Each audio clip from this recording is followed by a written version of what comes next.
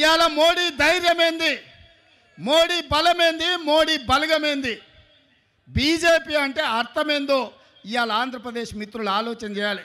BJP అంటే బాబు, జగన్, పవన్. ఈ ముగ్గురు బీజేపీ, బాబు, జగన్, పవన్, మోడీ బలం, మోడీ బలగం.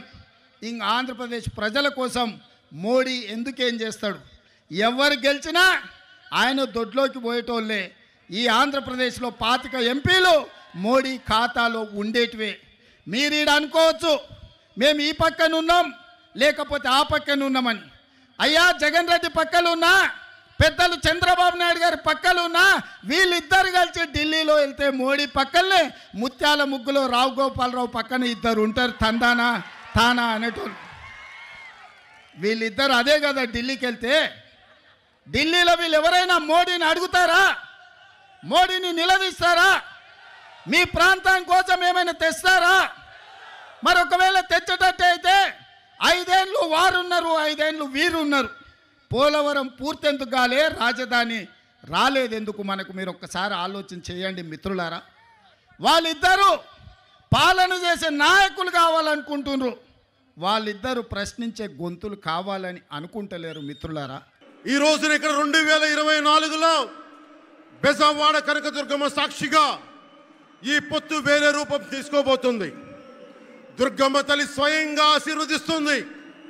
ఇక్కడ ఆంధ్ర రాజధానికి అమరావతి దేదీప్యమానంగా వెలగాలని, దానికి నేను అండగా ఉన్నానని మోదీ గారు మరీ వచ్చారు ఇక్కడికి.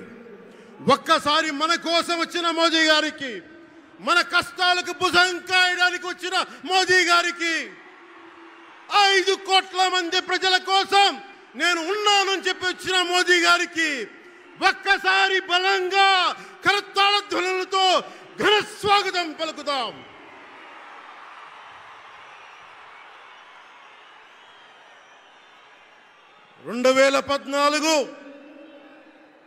తిరుపతి బాలాజీ ఆశీస్సులతో ఎన్డీఏ విజయాన్ని సాధించింది, ప్రభుత్వాన్ని స్థాపించింది. 2024లో దుర్గమ్మ తల్లి ఆశీస్సులతో మొదలు పెడుతున్నాం. అంతకు మించిన ఘన విజయం సాధిస్తున్నాం. ఎన్డీఏ ప్రభుత్వాన్ని స్థాపిస్తున్నాం. బిడ్డలకి అండగా ఉండే దుర్గమ్మ తల్లి అయ్య కంటే ఒక ముద్ద ఎక్కువే పడద్ది. అలాంటి తల్లి ఆశీస్సులతోటి మన ప్రభుత్వాన్ని స్థాపించే దిశగా వెళ్తున్నాం. మోదీ గారు డిజిటల్ భారత్ అన్న నేపథ్యంలో దేశాన్ని మొత్తం తీసుకెళ్తా ఉంటే, ఇక్కడున్న వైసీపీ ప్రభుత్వం అధికారికంగా ప్రతి చోట క్యాష్ ఎకానమీ అయిపోయింది. దేశాన్ని డిజిటలైజ్ చేద్దాం, కరప్షన్ తగ్గిద్దాం, బ్లాక్ మనీని తగ్గిద్దామంటే ఆంధ్ర రాష్ట్రంలో మటుకు బ్లాక్ మనీ ఎక్కువైపోయింది. ఉదాహరణకి సారా తీసుకుంటే, ఏరక్ వ్యాపారమే తీసుకుంటే, సంపూర్ణ మద్యపాన నిషేధం అని చెప్పి వచ్చిన వ్యక్తి ఈ రోజున మద్యాన్ని సారా ముఖ్యమంత్రి కాదు, అతను ఒక సారా వ్యాపారి. అతను ఈ రోజున 1,13,580 కోట్ల రూపాయలు 5 సంవత్సరాల్లో అఫీషియల్గా అన్అఫీషియల్గా సేల్స్ అది పెట్టారు. కానీ దాన్ని అండర్ రిపోర్ట్ చేస్తూ 84,050 కోట్ల మటుకు చూపించారని చెప్తా ఉన్నారు. ఈ రోజున కేంద్ర ప్రభుత్వానికి కానీ భారతదేశపు ఎక్స్చెక్కర్కి కానీ 10,000 కోట్ల రూపాయల జిఎస్టీ ఎవేషన్ జరిగింది. అలాగే ఇసుక దోపిడీ, జేపీ వెంచర్స్ పేరు మీద ఆ బినామీలు ఎవరో తెలుసు. 7,918 మంది 18 ఏళ్ల లోపు యువతులు, 22,278 మంది 18 ఏళ్ల దాటిన యువతులు. దీనికి స్పందన లేదు ఈ ప్రభుత్వం నుంచి. ఒకవైపు ఆత్మనిర్భర్ భారత్గా, సెల్ఫ్ రిలయంట్ భారత్గా ఎక్కడి నుంచో విదేశాల నుంచి వచ్చిన సంస్థలు భారతదేశానికి వస్తుంటే, ఆంధ్రప్రదేశ్కి రావాల్సిన సంస్థలు పారిపోతూ ఉన్నాయి. 2,200 కోట్ల పెట్టుబడితో హైదరాబాద్ తరలిపోయింది. Amar Raja, Franklin Templeton, Reliance Electric unit ఇవన్నీ ఈ రోజున వెళ్ళిపోయినాయి ఆంధ్రప్రదేశ్ నుంచి. ప్రతిపక్ష నాయకుల మీద ఎలాంటి దాడులు చేశారో బీజేపీ కార్యకర్తల్ని పొట్టల్లో కత్తులు గుచ్చి పేగులు బయటికి తీశారు వైసీపీ నాయకులు. వైఎస్ వివేకానంద రెడ్డి గారిని మర్డర్ చేయించిన ప్రభుత్వం ఇది. సిబిఎన్ గారిని ఇబ్బంది పెట్టిన ప్రభుత్వం అరెస్ట్ చేసి నన్ను స్వయాన అనేక పర్యాయాలు అడ్డుకున్న ప్రభుత్వం ఇది. ఈ ప్రభుత్వం పోవాలి. ఈ ప్రభుత్వం పోవాలంటే ఒకటే, డబ్బులు పెరిగిపోయిన జగన్కి ఎవరు అడ్డు ఆపు లేరు, నేను ఏదైనా చేయగలను అనుకుంటున్నాడు. రావణాసురుడు కూడా ఒకటే అనుకున్నాడు, నా చుట్టూ బంగారంతో కట్టిన లంక ఉంది, వజ్రాలతో వైడూర్యాలతో ఉన్న పుష్పక విమానం ఉంది, ధీరులు సూరులు మంది మార్బలం ఉన్నారు అనుకున్నాడు. నన్నేం చేయగలడు అనుకున్నాడు. నార చీర కట్టుకొని నేల మీద నిలబడి శ్రీరాముడు బాణంతో చంపేశాడు. రాష్ట్రాన్ని రావణ కాష్టం చేసిన అయోధ్యకే రాముణ్ణి తీసుకొచ్చిన శ్రీ మోదీ గారు ఇక్కడ ఉంటే, రాష్ట్రాన్ని రావణ కాష్టం చేసిన చిటికిని వేలంత రావణాసురుణ్ణి తీసేయడం అంత కష్టమా? నేను తాడేపల్లిగూడెం సభలోనే చెప్పాను, ఇక్కడ నుండి నేను దేవదత్తం పూరిస్తున్నానని.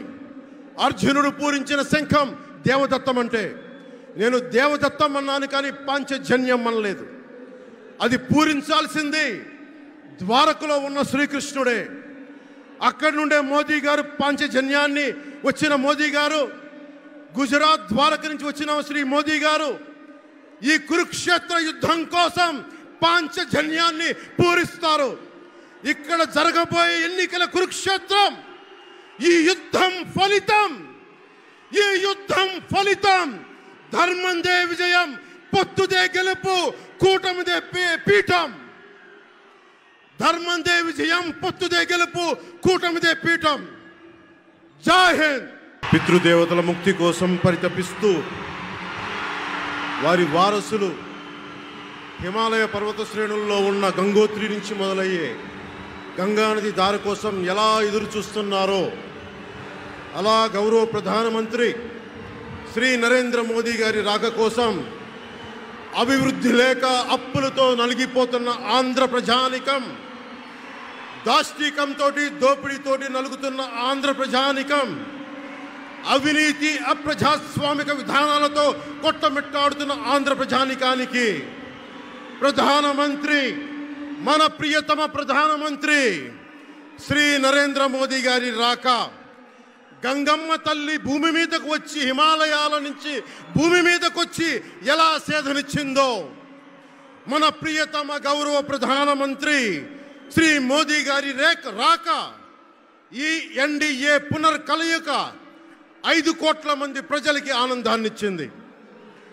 దేశ ప్రజల ఆశీస్సులతో ముచ్చటగా 3వసారి ప్రధానమంత్రి అవ్వబోతూ హ్యాట్రిక్ కొట్టబోతున్న శ్రీ మోదీ గారికి ఆంధ్ర రాజ్య ప్రజల తరపు నుంచి, ఎన్డీఏ కూటమిలో భాగస్వామ్యమైన 3 పార్టీలు, భారతీయ జనతా పార్టీ, తెలుగుదేశం, జనసేన తరపు నుంచి శ్రీ నరేంద్ర మోదీ గారికి ఘన స్వాగతం పలుకుతూ హృదయపూర్వక నమస్కారాలు తెలియజేస్తున్నాను.